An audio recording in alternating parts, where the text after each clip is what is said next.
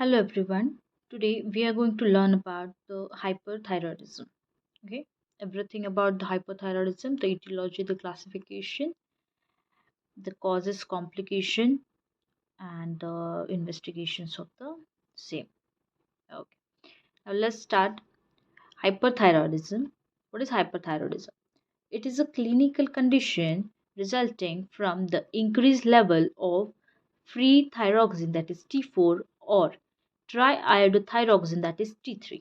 Okay, simple and short, that is increased. We all know that hyper is always a larger amount. Okay, that's increase the levels of free thyroxine T4 or triiodothyroxine, that is T3.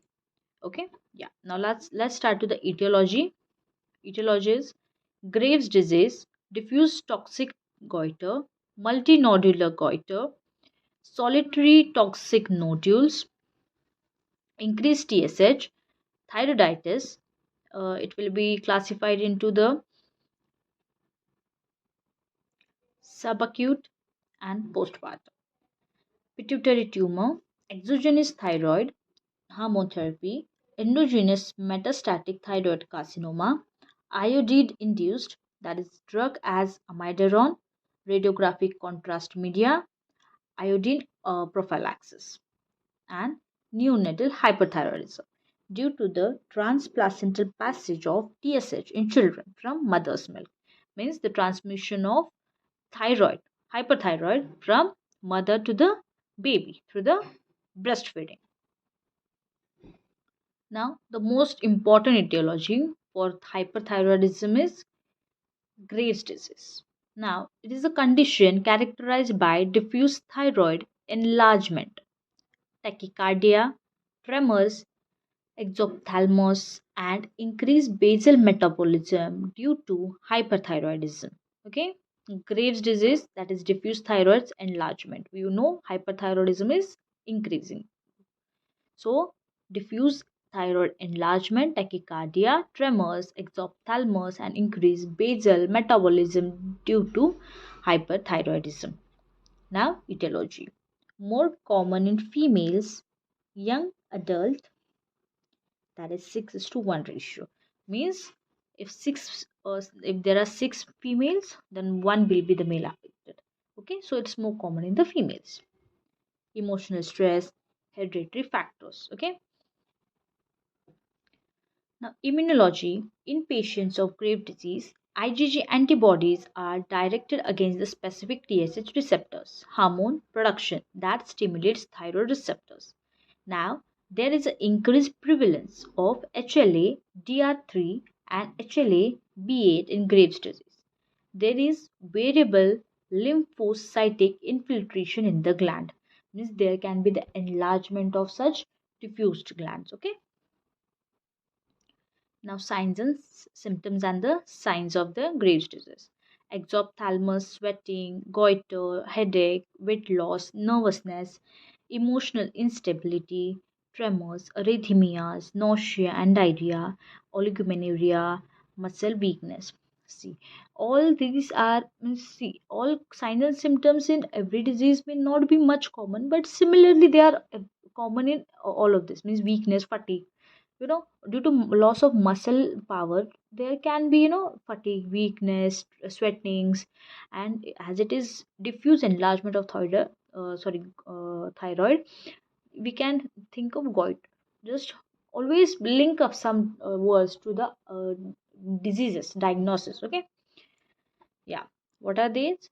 Exophthalmos, sweating, goiter, headache, weight loss, nervousness, emotional instability, tremors, arrhythmias, nausea, diarrhea, oligomenorrhea, and muscle weakness. Okay, these are common, you can see, common and more specific to the Graves' disease. Now, investigations. Now, see, what are investigations? Plasma TSH normal values. Okay, what is plasma TSH normal value? Should be 0.3 to 5.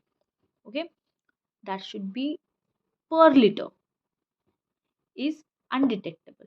Means if these are been values have been rising above, then we can detect some Graves' disease.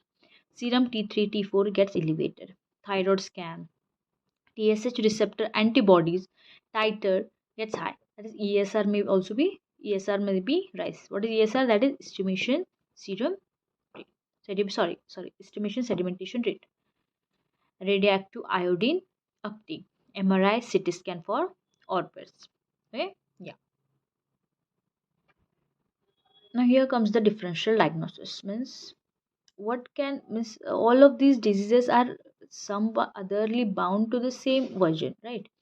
Same originality it can be come from. So what are those differential diagnosis?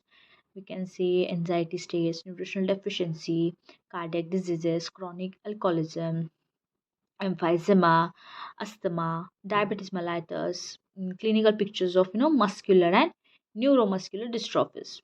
Yeah.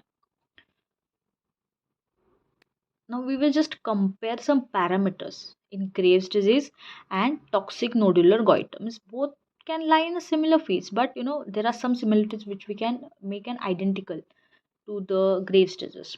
Now, according to parameter age, in Graves' disease, age is younger. Means the person who gets affected is of young age.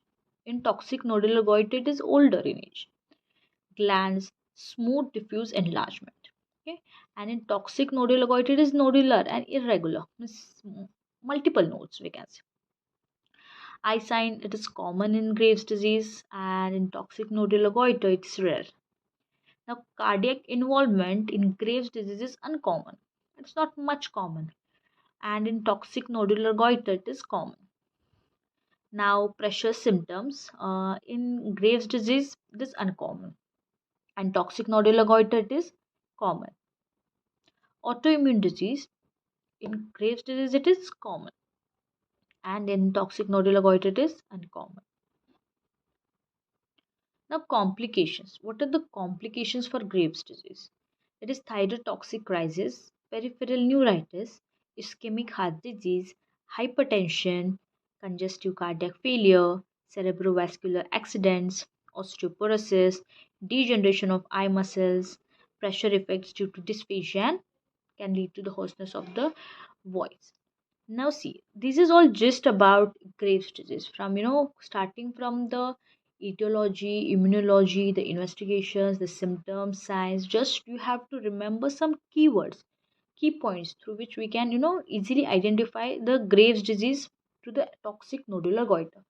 Both stand similar, but at the some other time there can be dissimilarities, slightest dissimilarities can be there.